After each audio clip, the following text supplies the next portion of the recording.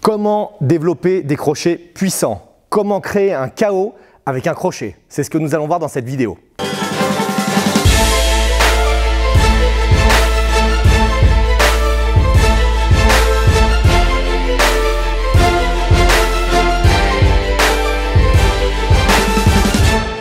Bonjour à vous, Emmanuel Ayache, expert international en Krav Maga Self-Défense et auteur du livre Défendez-vous. Dans cette vidéo, nous allons voir comment générer le maximum de puissance sur une frappe circulaire et plus spécifiquement le crochet. Mais avant cela, je vous invite à télécharger votre cadeau gratuit situé sous la vidéo et bien évidemment à vous abonner à la chaîne KMG France de YouTube pour rejoindre les milliers de pratiquants de Krav Maga, membres de la chaîne KMG France. Alors, chers amis, comment générer le maximum de puissance pour créer des dégâts sur un crochet? La première chose intéressante à savoir, c'est que le crochet vous permettra de mettre KO un agresseur. Donc à la différence d'une frappe directe où je vais frapper ici, c'est-à-dire qu'il va y avoir peut-être le menton qui va partir vers le bas ou la tête qui va partir vers l'arrière, donc on va léser un petit peu les cervicales ou créer peut-être un traumatisme crânien. Le crochet, c'est une frappe circulaire ici qui va engendrer une rotation de la tête. D'accord? Donc, à partir du moment où il y a une rotation de la tête, et si vous regardez des matchs de MMA ou si vous regardez des matchs de boxe, vous verrez que la plupart du temps, le KO est créé par une frappe rotative. D'accord? Donc, que ce soit un crochet, que ce soit un coup de coude ou alors quelque chose de plus puissant, un coup de pied circulaire au visage, et donc qui va créer le KO. Juste pour information, il y a plusieurs types de KO. Un des KO qu'on fait avec une rotation cervicale, l'explication claire est le fait que la tête tourne tellement vite que le nombre d'images à analyser est trop important et que le cerveau décide de se mettre en off plutôt que continuer à fonctionner. Okay? Donc voilà, ça c'est un petit peu de pourquoi il faut absolument que vous augmentiez votre puissance sur le crochet. Maintenant, comment on augmente la puissance sur le crochet? Donc, si le partenaire est ici avec la patte d'ours, je viens travailler, donc je ne reviens pas exactement sur la technique de crochet, mais plutôt vraiment comment augmenter la puissance. Il faut absolument que vous veilliez au point suivant. Premièrement, la rotation des épaules. Okay? Donc, mes épaules, je ne peux pas taper le crochet ici sans rotation de ce qu'on appelle la ceinture scapulaire. Deuxièmement, la rotation des hanches. Donc, vous voyez mes épaules qui tournent et évidemment, je ne peux pas juste tourner ici sinon je vais me faire mal au dos, mais je tourne aussi les hanches. Donc, vous avez les épaules, les hanches.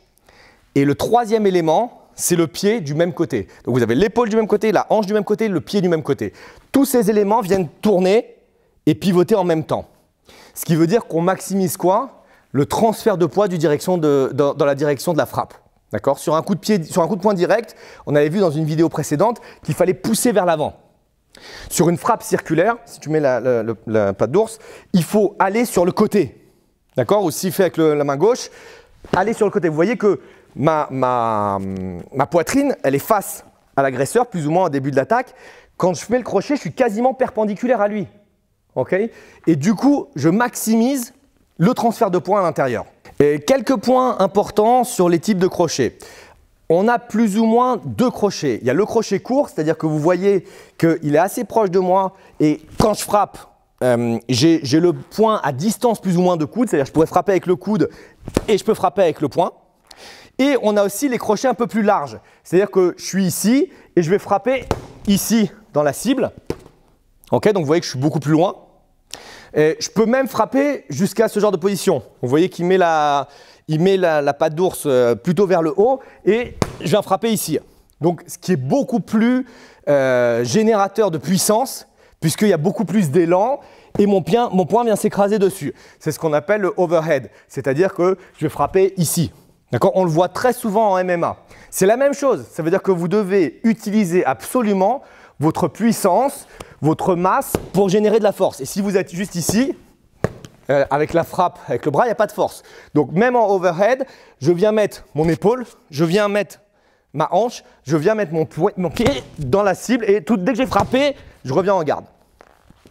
Une chose fondamentale, ça ne permet pas d'augmenter la puissance, mais ça vous permettra de ne pas vous briser les mains, c'est de travailler avec les deux premières têtes de méta des points. Je m'explique.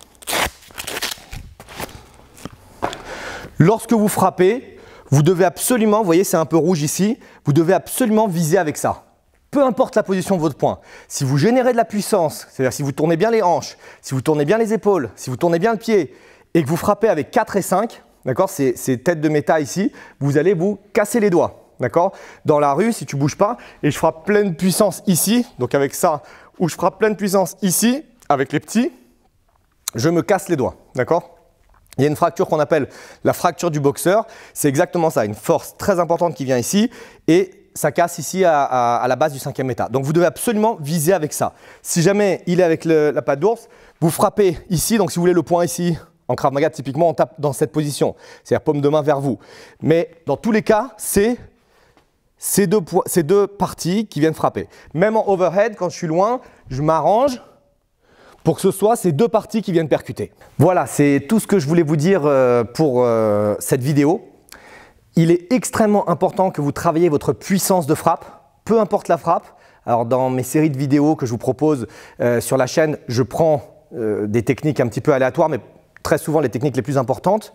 Cependant, vous devez absolument appliquer ces principes à toutes vos techniques. Sur le marteau, sur le coup de paume de main, sur une frappe avec les doigts, sur un coup de genou. Donc c'est des principes que je vous donne. Appliquez cela. Rappelez-vous, pour générer de la puissance, pivot des hanches, pivot du pied, pivot de l'épaule.